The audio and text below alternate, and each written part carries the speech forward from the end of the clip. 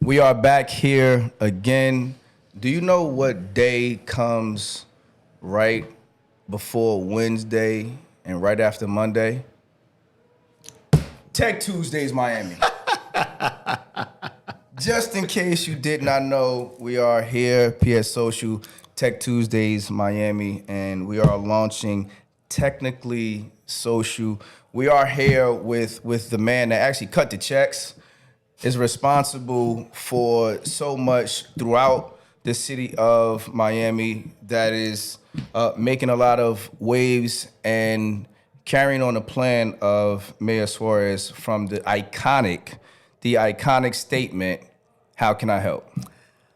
Thank you. I don't know if I want to be the man who cuts the checks. Right. I just want to be the man who, supports all the great things that are happening in this ecosystem. And I think sometimes you need to, put your best foot forward, and sometimes that is, monetarily. So I'm happy to support what's happening in this space with Tech Tuesdays, and really happy of all the great energy and engagement that has happened so far. So it's exciting, man. It's an exciting time in Miami. So I always say that I don't like to name the names because there's no better person to introduce yourself but yourself. So please do. So, hello, everyone. My name is Erick Gavin. I'm Executive Director for Venture Miami at the City of Miami. We focus on economic development, but through technology and innovation. We do that in quite a few ways, helping companies relocate into the City of Miami, and then also making sure that the talent and entrepreneurs that exist locally here in Miami are getting the resources, connections, and environments that they need in order to grow appropriately. So as much as we can continue to help you grow as an individual within Miami or as a company within Miami, we want to do everything that we can to make sure that those resources are getting to you. So I have to ask, how many times do you have to say that in a week? I say it at least 3 times a day. Minimum 3 times a day. Okay. Today, maybe 7. Okay. And it's just, I think one thing that I did not realize in starting this role initially is repetition is a really powerful thing, right? In some ways, I think people, find it maybe as boring or find it like kind of monotonous, but being able to repeat something not only helps you, refine it, but it also helps you internalize it, right? Right. If I'm actually going to say every single day, 7 times today, 3 times on average a day, that I help give resources or provide resources or connect founders and technologists to resources, I better be doing that. Right? Correct. I better be doing Correct. that. I have to be putting that forth. So I can't continue to repeat those things, at least personally on a personal level. I can't continue to repeat those things time and time again without actually being able to do them. So that's what resonates for me if I'm going to keep repeating that over and over again. So how exactly did you get tapped on the shoulder for this role, or did you just fall into it? There's always a little bit of both, right? Somebody taps you when you fall, right? Do a little bit of both. Nudge. A little nudge. You start falling off the cliff. You're like, I gotta grow some wings.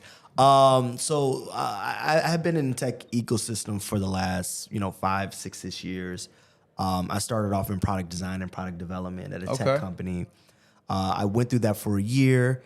Then the pandemic happened, and I had left my job to go into another job, but the pandemic happened, so I didn't go into that directly. So I did contract work for a while, for almost a year, doing contract to contract, even doing admissions for some boot camps for a little while, just to make money in between, until I went to the Center for Black Innovation, and I was a program manager there. So I worked on an accelerator program that they had, and also did analysis nationally for how we make tech ecosystems more accessible, which was like my kind of big project that I did there. After that year there, I was getting ready to go back into a tech company, and it just so happened that a couple of my colleagues said, "Hey, Eric, we want to invite you to coffee." And I said, "Oh, okay." I'm like, it's 2 people I know from the city of Miami. I knew them, and then a third guy who was also from the city. I didn't know him. And they said, "Just so you know, Eric, this is an interview." As soon as I sat down, Wow. I'm like, "Oh, all right. And they say, well, you've been shortlisted for this new organization or office that's getting started within the city of Miami. And I was like, what is the office? They're like, well, we don't know yet. You're here to kind of help us understand what that could potentially be. So they said, flat out, just first general question, which was kind of the only real question, what is your vision for what Miami looks like, in a couple years in terms of, the tech ecosystem? And I started going through, talent should look like this and have these opportunities. Founders should look like this and have these opportunities. Not too different than some of the things that I repeat now in some of the conversations that I have. And, it came down to, Erick, what you're saying, makes a lot of sense and sounds really good. But why do you want Miami to win, right? What do you want out of Miami? I'm not from Miami. Just so everybody knows, I'm not. I've been here for 8 years. Wow. So I'm getting close. I'm almost 9 years. I'm getting close to a decade now. But I'm from Chicago originally. Okay. And I went from Chicago to Michigan to here. And what I tell people is that in that journey for getting to the point where I found myself in Miami, Miami is the only place that really made me as an adult and a professional. Mm-hmm. Like in Chicago, I grew up. In Michigan, I got educated. But in Miami, that's the place that actually started turning a corner for me for being a professional, starting to get a lot more business savvy, actually starting to do real work and not just talk about doing work. Right. Like Miami turned a real corner for me in terms of stuff that I did. So I want to give back to the city that has given me so many opportunities and so much in being able to do that. And if I have the opportunity to move into this role, that's my goal and that's my job. I want everybody to enjoy the professional opportunities that I have been given in Miami, just in the same way that they can find them. And I hope that they can find them easier than I did, because with boot camps and things like that, it was a struggle trying to find things initially. I did not know where to go. I did not have friends here. I moved here and I didn't know anybody. Things eventually worked themselves out because I kept sticking my neck out and trying to figure things out. So I tell them all this. I give them the hard sell. I set up a plan. I'm like, this is what I'm going to do. 2 months go by, and I'm like, oh, well, I think they found somebody else. It didn't work out. I don't think it worked out. I think they found somebody else. But I called, and I said, hey, what's going on? Are things changing? Like, nope, we're actually still going through the process right now. We're actually at the end of it. And you just called at an interesting time because, the mayor wants to see you on Monday. Wow. I'm like, cool. So I go on Monday. And I'm getting prepped. And like, you need to say this, you need to do this, you need to do this. We think you're really good to win it. Like, it's kind of set up. I walk in there, and the mayor looks at me. He said, hey, Erick, how you doing? Daps me up and everything. And he looks at the rest of the room, and he says, guys, why are we here? And they said, well, we're here to evaluate whether Erick is a good fit for the role. Erick's a good fit for the role. I don't even know what we need to talk about. Let's go. He already decided. He already decided. Wow. Soon before he walked in the room. And I want people to know that's the intentionality that the mayor walked in with when he not only selected me for a role, but how he acts with the things. So that's how I want to bring intentionality to all the things that we do here at Venture Miami. We have to be intentional about what we're expecting to do, what we're hoping to accomplish. And then when we do accomplish something or don't accomplish something to the level that we expect to, we have to continue to improve on it every single time. Every time we engage somebody, how do we improve this? So each time we go out and do tech, how do we improve this thing? How do we make this better? How do we make sure that the conversations that we're having are driving this in the direction that's going to make not just Sharif happy, but every single person who Sharif comes in contact with happy, right? And not just happy, but prosperous and economically stable. Definitely. As they move forward. So that's what I'm hoping to consistently bring the energy into not only this space, but into every single project that we do. We have to continue to be intentional, and we have to continue to think about how we can push the ball and the needle forward. So the mayor offered me the opportunity he appointed me into this role on that day, and offered me the opportunity to do that. So I want to make sure that we continue to live up to those expectations. So now, that interview was not an interview. It was a confirmation and a decision. Yeah. And the way that it sounds to me is that he did not necessarily provide you with direction. he was going according to your direction. So what type of pressures do you feel that you face knowing that these decisions, it seems as if, rely on your decision making of the direction of Venture Miami? Well, I think the biggest thing that I try to be is transparent to everyone. Okay. And in being transparent, I can let people know, hey, plans are plans, right? What's guys say? The best laid plans, are the ones that are challenged, and I can lay out a perfect plan in terms of what currently exists, how we should operate, how we should do things. Entrepreneurship currently looks like this in Miami, but people are not getting enough funding. Let's create a program that looks like this and acts like this, right? But I literally was just out there having a conversation with an entrepreneur who went through several programs. And she's expressing to me, like, these are the plans that were laid out for these programs. And this is the experience that I had. It was really great in this way, could be improved in this other way. I'm like, thank you for that. Then we take that and we put that in. So at least in terms of how I operate, I lay out and say, this is the approach that I want to take. For Miami, I want to make sure that we are no longer seen as a place where talent is not here, that talent is not exceptional.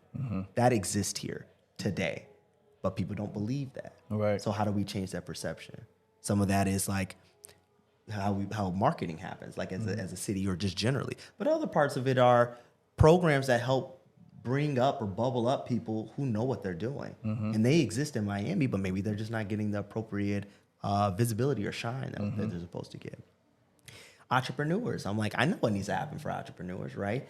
Some of them say that they need capital, but a lot of them just need to improve how they go to market. Right. Some of them just need to know, like, this is how I do sales and this is how I do marketing, and I can make enough money to get enough traction to be able to tell you that you should invest in my company. Or actually, I don't even need to tell you. My company's going to tell you because it's doing so well. Right. And now it's an investable opportunity for you. So there are these pockets of things that exist that we all know we should need to do, but what really matters is being able to pivot based on our community on what they need so we can get them to what we all define as success. And success is a couple of different things, but for talent, it's getting them jobs that are going to allow them to be above cost of living so they can live in Miami. Right. Just flat out. For entrepreneurs, that's either making enough money through their venture to be able to be a profitable business, or getting enough investment initially and then making enough money through their business to be able to run their operations. How exactly do you pick and choose what direction, what companies to invest in, what initiatives to support in?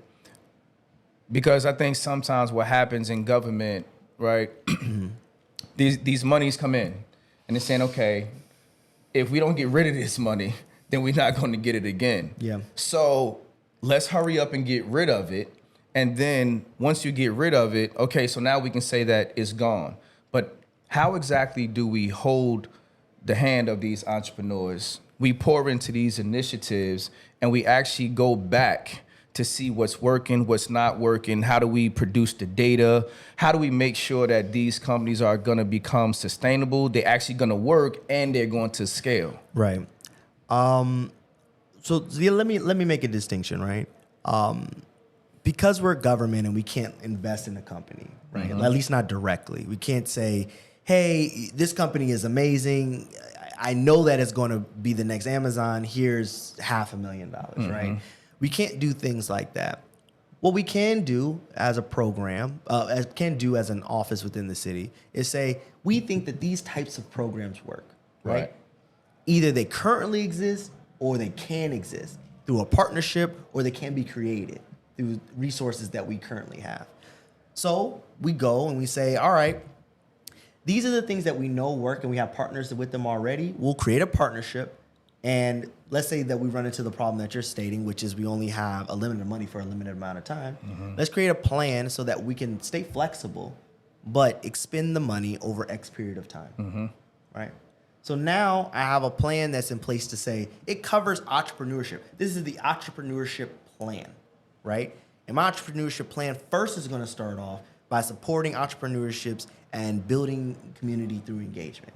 Then it could be after that point, it could say, now we're going to build out a full incubator where now founders are operating in the same space, doing said thing because they can do that in this space. Then we say, that kind of worked, kind of didn't work. So what we're going to do is we're going to do the incubator, but what we find out doesn't work is that they do still need structured programs. So now with the last bit of money, we're going to split it in half. Half of it is for the incubator to continue to maintain it because we found a cost-effective way to run the program there. And the other half is to run a accelerator because we know that they need specific workshop set skills to help them get to the next level, right? So that's how you want to think about it. But to be completely frank, it's hard for government to do that because it's hard for government to be subject matter experts in that respect, right? Right. The one unique thing about my office is that it's full of subject matter experts, right? Gotcha. So like I come from tech, so I know these are the things that we should be looking out for in order to support tech companies that look like this, right? That are going to be scalable, that are actually going to receive VC investment dollars or angel investment dollars to start with at the end of the day if they go through these processes and these steps. Whereas normally you are coming in as government and say, okay, we have this type of money to expend, let's do a program that looks like this. And it's a fixed program and it feels like it's supposed to help out in this way, but it does this completely opposite thing, right? Because everything I come up with and everything my team comes up with and everything that Venture Miami is not going to work perfectly. Right. That is a part of the game. Right. But it's about knowing that when things don't work out the way that we said, do we track it, understand it, and then pivot and shift in a direction that it's going to work out? Because normally we can at least learn something from it. So if I didn't learn that, hey, this doesn't work out in this way, I can't execute it in this way, I did probably learn that this is the right audience to work with. This program kind of worked, but this is what made it not work. Right. So let me do this in this different way. Or maybe a structured program where it's like over 6 weeks doesn't work because they can't make it. They physically can't show up. Right. So now I need to figure out a different way that can help meet them where they're at, right? So now my next program is I'm going to go into Little Havana. I'm going to go into Little Haiti. I'm going to go into Overtown. I'm going to go into Alapata. And I'm going to work specifically with the businesses there because they physically can't make it to XYZ place. It's not in their purview to make it. But if I go to them and I work with them at times that works for them, this plan could work out. And then my next problem is, how do I scale that? Right. It's hard. I don't know if I'm going to have the money to be able to scale that appropriately. But that's the steps that we want to take. At least I have something that works now. Now I got to figure out the next hard part, which is how to scale it. So we want to get through these barriers of first find the thing that works and impacts people, then find a way to scale it. And then when I found a way to scale it, make it modular so that I can help other people do it. And duplicate it. Because I'm the city of Miami, but guess what? I want people in Broward to win too. Correct. So why can't they do the same thing? Right. There's no reason why it shouldn't work there, but maybe they need some small tweaks to figure out how to make it work for them. Let's repackage this and give it to them there. So as executive director, there's a lot of light on Miami. Yeah. Miami is now the go-to. What do you feel has been one of your top issues to address as being the executive director in this space and saying like, you know what, damn it, no matter what, it's like I just can't get this one thing right. Depending on, and it doesn't matter which direction you continue to go, it always seemed like, it's just a hill of quicksand. That's a good question. Okay, I see. You're trying to challenge people tonight. A little bit. What I would say is this. I don't know if there's anything that I feel like I haven't, and I'll say my team, that my team hasn't been able to meet the challenge on. What I will say is there are some things that we haven't necessarily fully solved for. One of those things in particular is establishing industry fully in Miami, right? So when you think about the tech industry, everybody thinks about AI and machine learning and like very specific, hard, hyper technical things, right? The problem is that those are not technical verticals. Those are just ways that we implement technology, right? So let's say that we all open a restaurant, right? We could use AI to like help us do inventory, Right. or to help us with our customer management system, or to help if we have like deliveries and stuff, or to help us with our payment system, our POS system, when people come in, to help us with that part of the process, right? To walk people through what they need to do to order. So AI can help out in a lot of areas, but it's a method in order to implement a technology, not necessarily a vertical of technology. So my huge issue recently have been, what verticals do we care about as Miami, right? So if you ask some people believe that financial technology is an area that we should be focusing on. People need to be able to have different ways to access wealth and other ways to access money systems that exist, or monetary systems that exist across the U.S., and new financial technology that helps us unlock that, right? One way or another. That's been one. Health technology has been another, where it's like, hey, medical technology is extremely important. All the things that are happening around hospitals, but now we're having more conversations in AI in particular, personalized health. So how people actually take care of themselves when they're not in the hospital, but then also how we can give personalized medication to people based on what their problems actually are. That's a particular vertical area that may end up being really good for Miami, because we have the assets and companies that exist here for that. We have a really good fertile ground to make medical technology make a lot of sense. Some people might say that it's climate tech. Well, Miami is an apt place for climate, because we're going to be the first impacted by climate tech. We have companies and other types of assets that can exist in Miami, namely intellectual property that exists in Miami, that can speak to what is going to happen in that particular vertical, right? And then you have other people who say, what about space tech? What about prop tech? What about this? What about that? So there's a bunch of verticals that exist in Miami, and we haven't necessarily settled on which is the go-to, right? And which one we should go with. And if you ask me on my opinion about which one I'm leaning towards and everything, I don't have a great answer for you. Because I don't have a great answer, because there's a lot of different things. If I think about companies and our ability to lean in a particular direction, like medical comes up in my mind. But if we talk about the narratives that exist for how climate is affecting us, I think that climate tech is a serious thing, right? If you say where most of our dollars have went in the last 2 to 3 years, financial technology has come up a lot. So there's a lot of different directions to go in when you talk about what is a main area of focus for Miami, but we haven't clearly defined that yet. So that's one particular area that I'm like, I want to do that a little bit better. that actually sounds like that's a major decision to make. Right, because so what direction do we necessarily go? And how can you actually be like, okay, well, you know what, I'm gonna choose health over climate, right? Like, And you how is can't, that? It's you can't impossible. really You do that can't. because it's not a clear-cut decision. There's not something that just says like, oh, just One is more important than the more other. important than the other. It's like, Impossible. well, there's some things that data-wise may make more sense than the Right. other, but I'm not even in a position to say that I want one more than the other. I'm not. That's So not something that I can state. What that sounds like is Venture Miami is going to morph and grow, because you have a lot more responsibility, because you have 100%. more verticals to cover, more landscape to cover. That's what it sounds like. No, I will tell you this right now that if things continue to grow in Miami, we have to grow with them. Right. We are not going to be able to help create the resources or maintain the resources that exist in Miami and South Florida more generally if we don't continue to grow. And so it is my intention that we continue to grow so that we can better serve what is growing in Miami, because it's getting better and it's getting bigger and it's beautiful, but we have to have a support mechanism to be able to consistently challenge these areas that are gaps.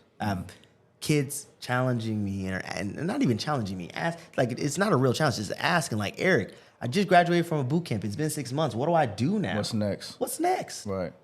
And I can tell them this exists and this exists, but how do we actually help guide them through these problems that they're having, right? And that's not to tell everybody that my intention is to be everybody's counselor, but it is to say like, hey, like they need a place to go to be able to navigate them to these things. And they need direction. They need direction. Right. And it's not just kids, it's grown adults. They're like, look, I finished this program. I did these things. I thought tech was supposed to save me. And it's like, tech is not here to save anybody. It's a tool that we can use in order to advance things that we want to do. So if you know that, you just now need to understand how you can use it to navigate where you want to go. But we don't have enough of that here. So we have to do more of it. And we're doing our part. We're starting to get these things together. We're getting the pieces together. But there's a lot more to do. So who makes up Venture Miami? So Venture Miami is currently 6 people. Wow. You talking about that's the number that comes right after 5, right before 7. Yes, sir. 6. Yes, sir. Yes, sir. So and you were running, and it's 6 individuals. 6 individuals, yes. That's taking on projects, initiatives that show up to these initiatives, that is responsible for the decision making, that's collecting the data, that is producing the content, that's comes across social media, that's saying, okay, all of this influx that's coming into Miami, we are actually responsible for this tech drive and how exactly we're being portrayed across the country. That's what you just said. 6 people. Yes. I mean, when you put it like, I'm about to say, when you were just explaining, I'm like, that sounds like a lot. And I was just getting started. I was like, brother, that sounds like so much. I mean, the short answer is yes. You know, one big thing that I've understood is your ability to do more is just really your ability to manage not only your team, but like yourself, right? Because when you have opportunities that exist and things continue to come up, you have to manage your own expectations to say, well, I could do this thing, but I should do this thing, right? I can go and create 10 new programs, but I know that creating 10 new programs means I have to maintain 10 new programs. Yes. So am I going to be able to create them, maintain them, properly staff them, and then make sure that the programs do what they're expected to do? Because remember, these are people who are being through these programs. So if people are not happy with what we're putting together, that's on me. It's on me. Right. When somebody comes and tells me, Eric, the program is not doing what I expected it, what I had the expectation for it to do. Right. That's on me. And so now I go back and I'm like, we need to fix this. Like, we need to fix this now. And my team is really good at saying, like, okay, holistically, what are we expecting to do? What are we hoping to accomplish? Who do we need to have accomplish this? And can we continue to do this? And we had a retreat a month ago. And I literally was sitting there like cutting this. Because we have to be real about what we want to pour our energy into and where we're actually seeing people get impacted in. Because that's my ROI, impact. It's like, does a person go through a program and get what they're expecting to get? Does a person have an engagement with us and feel that this was a value add connection? Because I can make 1,000 different types of happy hours, workshops, meet and greets, mixers, fireside chats, speaking engagements. And I could do all of those things. And if people walk away from those things and they say, well, it's cool. Right. Why did I do it? Correct. Why did I do it? Just for the sake to say that you did it. Just to say that I did it. Just to say that Venture Miami is all over the map and we're doing all this stuff. It's like, I'd rather do one event a year that impacts thousands of people than do 100 events that impact that don't impact 100, but I get engagement from hundreds of thousands of people, right? Like, I'd rather impact a smaller group of people by doing the things that we're doing really well than try to just as much as possible get all this visibility and just be seen. But I also know that we could do a good job at doing both if we scale appropriately. Right. So I can hit a lot of different people and engage a lot of people and impact them if I'm thoughtful about it. So that's what I try to do with the partnerships. So it is 6 people, but we make really good partnerships. And I have to give it up to my team. And quick plug, Kelly. There you go. I got to do it. Kelly, Borhan, Nikki, Keith, Shay. And Shay's our administrator. I know she doesn't like getting shout out, but she's our administrator. And the rest of the city of Miami who supports us through the other things that we do. they're a very big, vital part of how we actually get these things done. And they help find the individuals or the organizations who are going to come in and say, I'm ready to do this with you. Let's make this thing happen. And now we're not here fighting this battle by ourselves. We're having people come along on the journey with us because they align, like truly align in what they do. Like, if you ask me, you said, like, for everybody to know, like, we're currently in this Tech Tuesday. You already said it, but we're currently in Peace Social. If you just say, Eric, here's Peace Social, go crazy, I don't know if we would be able to execute and do it by ourselves. It's through the partnership that we have that you say, I'm going to help operate the space in the way I'm already doing that, but I will make sure that this goes well and we continue to do that through this event. It's the only way that we can actually make that happen. Right? The only way that we can consistently do Tech Tuesdays is because other people are coming in and doing events during Tech Tuesday. My team cannot do Tech Tuesday every Tuesday. Right. No, you be stressed too thin. We can't. We have too many things that we're trying to plan, too much time that we have to do. I'm actually now instituting like no meeting days starting next week because I need to sit down and write stuff. Like, I have a lot of planning and things that I need to do. I have to sit down and write. I'm like, that's me going to bat. Like, that's my action. Because when I come out with said approach and I said, this is how we're going to do it, everybody nitpicks it and tears it apart. I redo it again. Now you see how this thing came together, right? And you see how these things come out. Because it starts with me sitting down and like saying, this is the intentionality that I want to bring to it, like we were talking about earlier. Then bring it to the team, remixing it, figuring out what partners and assets we need, bringing it together, then doing it and executing it. So, I forgot the question, but you rolled it out as you should, and you're setting the example. And I'm glad that you actually mentioned who the team is, because I think that they, as well, deserve a lot of recognition because you guys are really steering the ship and getting things done. And next, so I have this thing. It's called 21 questions. Okay. It's rapid fire. Okay. You don't give the long form answer. Get a short answer. It's the very first thing that comes to mind, and you can't cheat by thinking. Can't think. It's the first thing that comes. Sometimes I forget what number I'm on. so D always let me know. And they're not scripted. It's like one question goes into the next. Got you. So we're gonna get this thing started, right? Because I know you gotta get home and get ready for the next day. Right? I'm gonna try. But before I jump into that one, guy, I have one question to ask because I would like for people to know and understand. Like, we're still here, PS Social. It is 9:40 on Tuesday at Tech Tuesdays Miami, and the executive director, Erick, is still here, still on the clock, still pounding through the day. In short, this is prior to the 21 questions. What exactly does your day look like the moment your eyelids open? So I start just about every day with some form of working out, some type of it. I could tell by your shirt.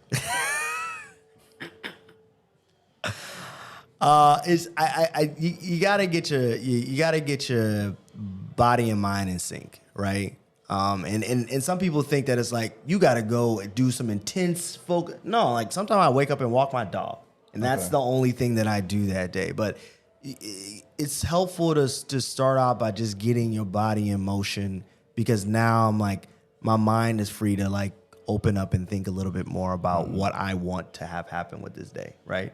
Because normally my calendar will dictate what's going to happen that day, right? And I dictate what goes on the calendar. But my past self dictates what's happening on the calendar, not my current self, who may say, today I really want to do this. Right. And this calendar does not fit with what I want to have happen today, right? So it's important to get kind of set up. So when I wake up, I'll either walk my dog or do a workout. I do kickboxing sometimes, so sometimes I'll do that. I'll come home, get dressed. Sometimes I'll have breakfast, sometimes I won't. And then I'll normally get into the office. I try to get into the office as early as possible, because I like the little bit of downtime that happens before people get into the office, so that I can kind of sit and open up and start to like really get into what I want to have happen today. We have a tradition in the office, which is cafecito. So I always have that every morning, every single morning. I don't do the double sugar though. It's really intense. Okay. And I'm trying to do better with my sugar intake. So I only do one. Okay. But it's good. And then the day just takes off. And so my day is normally, meetings that have to do with either potential partnerships or have to think about maintaining or changing programs that are currently in existence.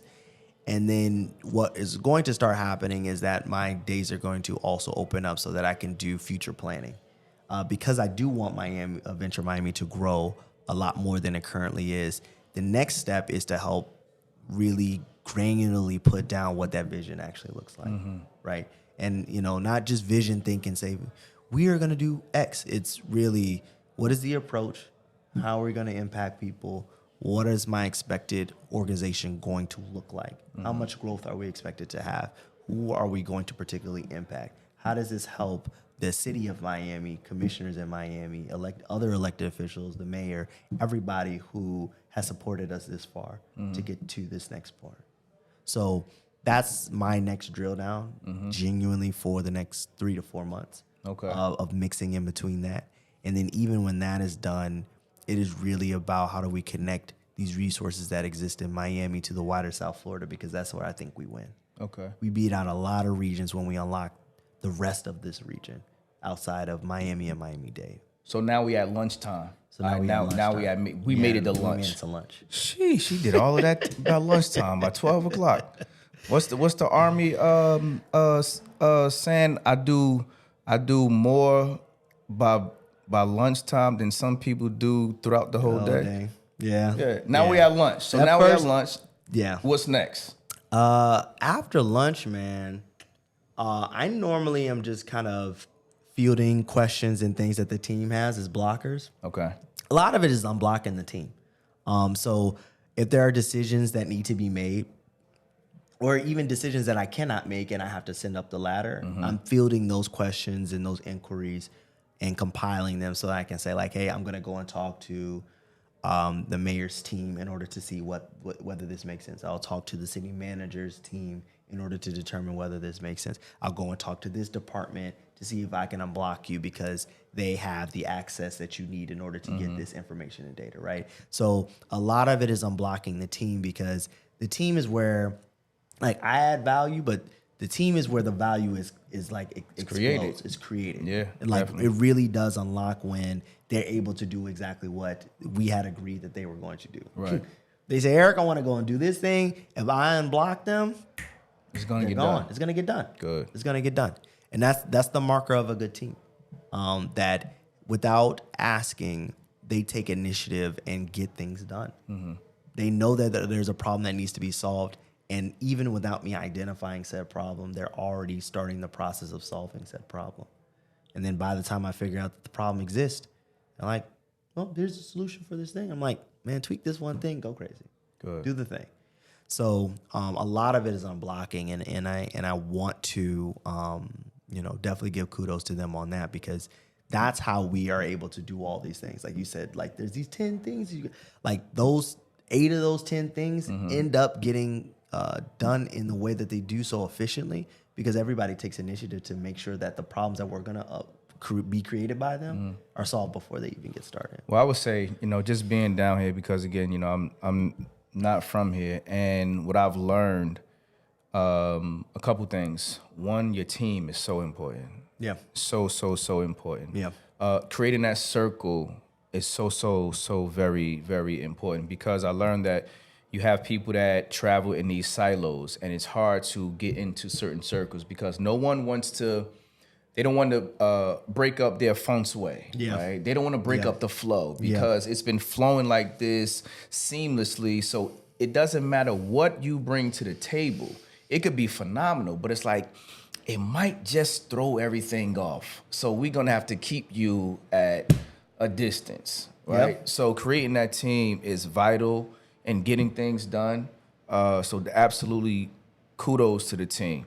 So that's at 5 o'clock, and then I'm just gonna insert certain things. That's at 5 o'clock, right? You're leaving City Hall. You already attended 2 events. You already go ahead and you recited, that stellar introduction. Yeah. You're in the car. Yes. You pull up at the crib. Yep. What does turn Gavin's brain off look like?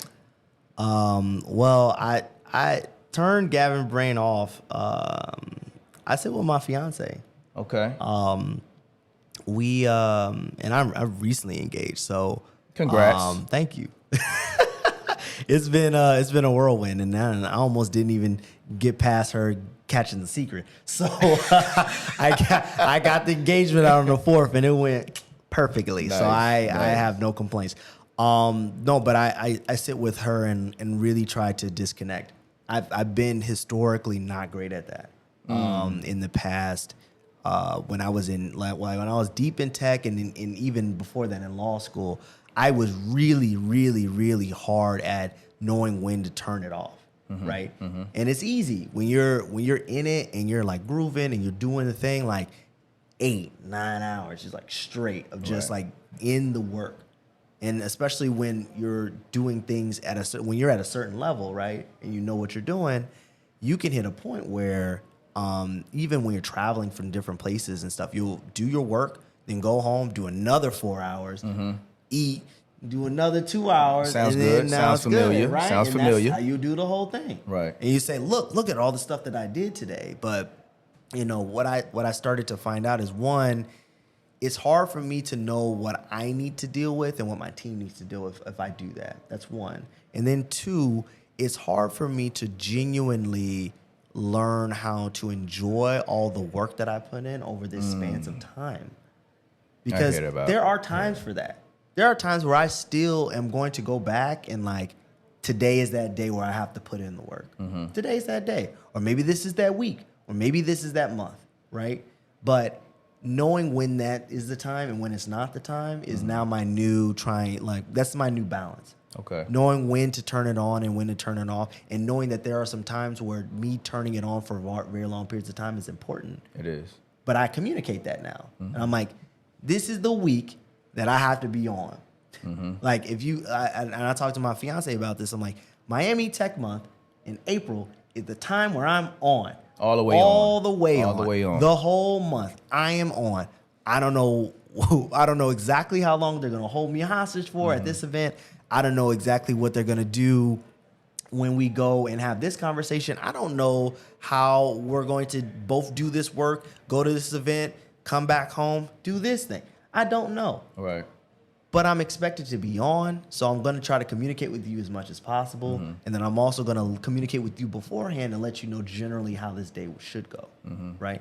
And I will let you know the days where I don't have to do that so we can get a break and actually have that too. But you got to know. That sounds like a whole job within You got to itself. know. It is. But that's what's required of us so that we can be able to navigate this stuff. Because what I don't want is me putting in 10-hour days of work, then people bringing problems to me, and I'm not able to have the emotional balance to be able to handle it. Right. Because you can't do 10 hours of work, 2 months straight, handle everybody's problems and handle your own. Eventually, it's just going to get to you. It's going to get to you. Yeah, definitely. So there has to be some balance, dog. Yeah. And that's how I've been able to find it by like. Now I'm like, unless I know that it's a time frame in which I need to be on for very long periods of time, like right now it's not. Today I'm here, right? But tomorrow, like yesterday and tomorrow, I'm gonna be home with my fiance. I'm gonna have a great time. And I'm gonna just hang out. We're gonna watch some things, catch up on our day. Right. We're gonna eat some food. And now I feel bad right now because she cooked tonight. So, we gotta get you out of here. So like I'm definitely I'm enjoying the time that I have, and I'm enjoying the process that this has been. But it's about communicating that and being real about that. So okay.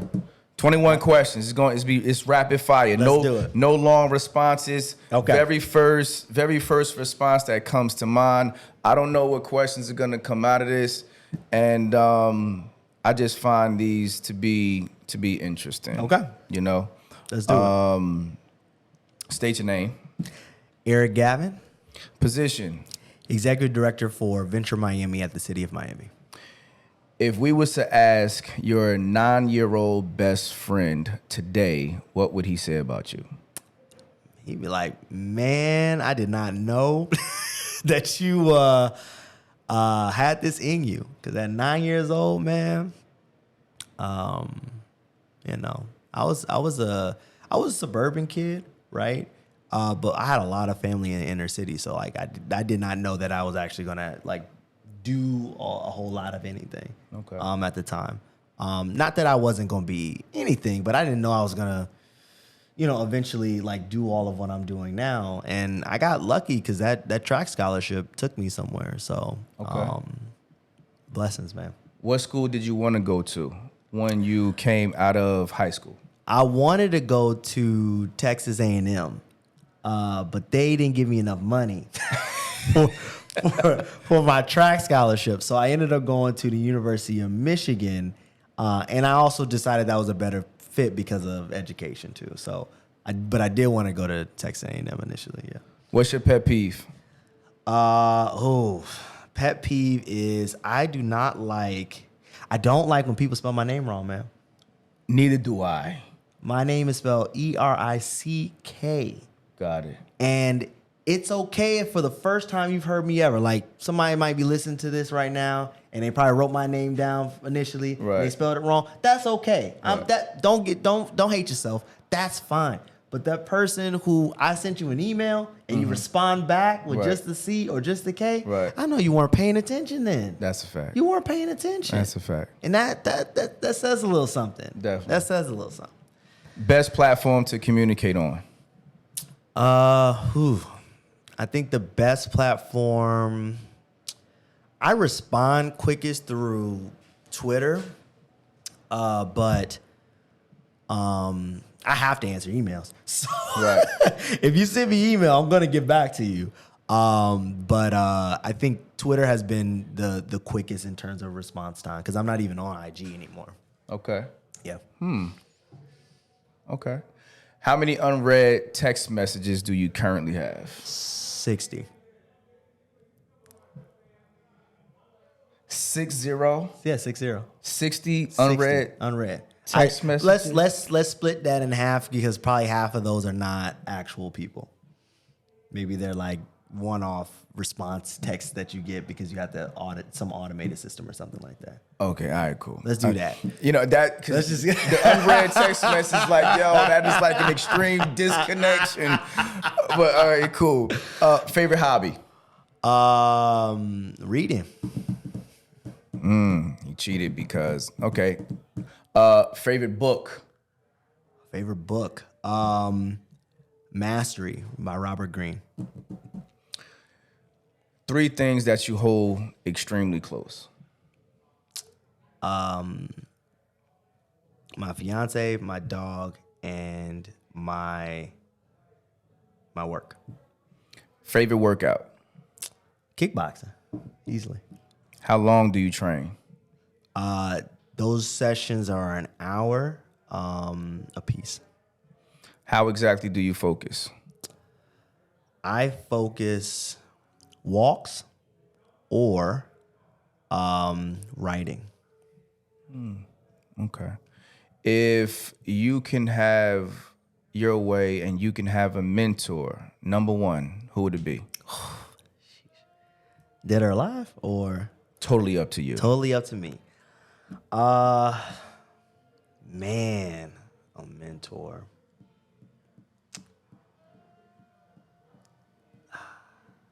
I'm just gonna say Obama, man. I Okay. feel like Obama would be a good mentor, man. He just like I know people give him a lot of slack for the presidential years, but but like we all can't be perfect, and I genuinely feel that he has a lot of wisdom to give. Okay. Yeah. Okay. Children? I don't have any children currently. Do you want any? Yeah, I do. Great. I do. Your colleagues, what would they say about you? I think that they would say I'm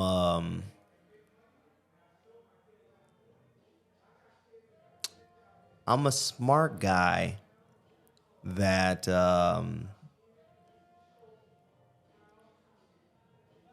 that downplays himself a little bit too much. I could read that. I could definitely read that. And I feel that. I feel that. I just no. Yeah. Yeah. Yeah. If you could do anything over again, what would it be?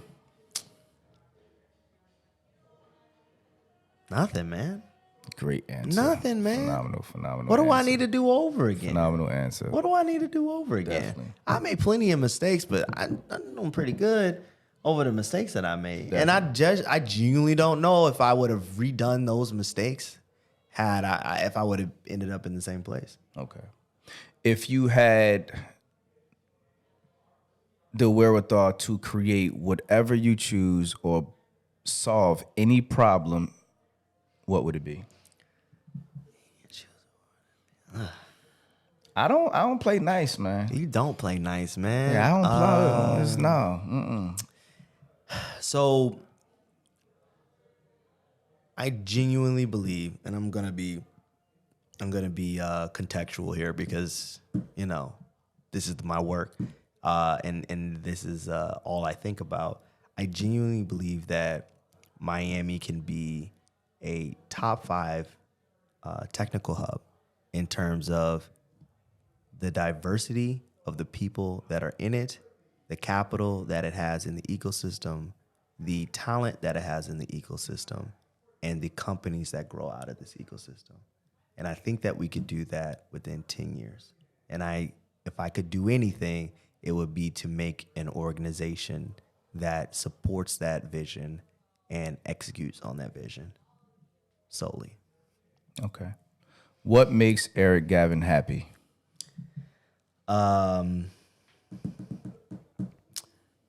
Accomplishment. I like winning, man. That's cool. I like winning. Solitude and reading. Mm-hmm. I do like video games, so that's in solitude too. So nobody has to bother me doing that. And I like seeing other people win, even if I didn't make the win.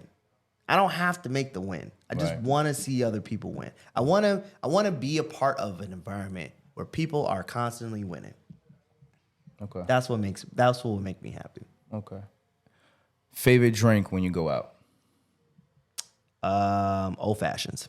Ooh, this question does not count. Strike the question. What bourbon? Okay. I go safe normally, and I just tell them just do Makers. Okay. Because I know what you might not have what I want. And recently I've been trying some of the Walker. I'm gonna put you on. You don't even answer. Yeah. No. You're gonna have to.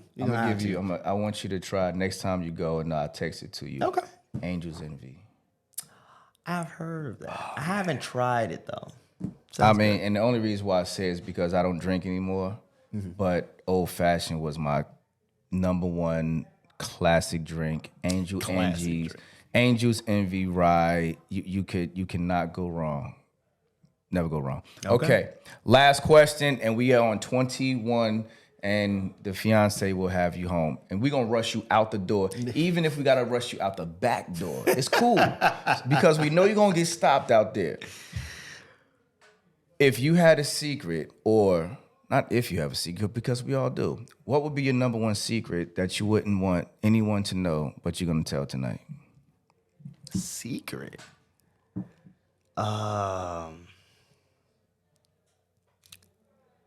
I feel like I'm gonna give you an unsatisfactory answer, man. I don't really have secrets that I'm holding over for people to know. I don't really have any secrets. I would say this: if I felt like anything was a secret, I don't know if I wouldn't feel comfortable stating it, because everything in my life either I've learned that was at a point in my life, and I'm like, look, that was where I was at in my life. Right. Or now I'm like, I'm proud of everything that I do. So Gotcha. I don't necessarily know if there's anything that I feel that is particularly secretive. Yeah, I don't really know how to answer that question, brother. Well, you just did. Okay. It was the great political correct response. Well, I mean, you also have to know that I represent the city of Miami. Absolutely. And that I have to Absolutely. That's the fact. I have to make sure that anything that is in this recording, that's right, is safe. done appropriately and is safe. That's right. For the people that I care about and for my colleagues who work at the city, I only want them to be seen in the best light. Well, I would definitely say I greatly appreciate the time that you've afforded us, not only just here to express your stance, being transparent, kudos to the team, talking about the city, accepting the charge, because I don't know if, you know, the other people or, you know, the public knew about the appointment and how he was appointed, where you're from. Mm-hmm. But I greatly appreciate the time, brother. Of course. You know, and I want to let you know that you support us here at PS Social, and beyond that, with James Chapman bringing this initiative to the table. You know, you giving the nod, you giving the support, you showing up as you should. And I know you don't like to, you know, beat your chest, but you're appreciated in many ways than one. And I'm speaking on the behalf from Peer Social as well as James Chapman, Plain Sight, because if it wasn't for him, we wouldn't be having this conversation. I don't think. That's true. Because he really, you know, spearheaded this initiative, and we're just making sure as a team that we've created that we're gonna see it through. You 100%. Know, so I greatly appreciate the time. All right. Yes, man. So listen, man, we are here at PS Social Tech Tuesdays, Miami, Venture Miami. This is absolutely powered by, and we greatly appreciate the time that we've been afforded. And this is technically social. We out of here. It's simple.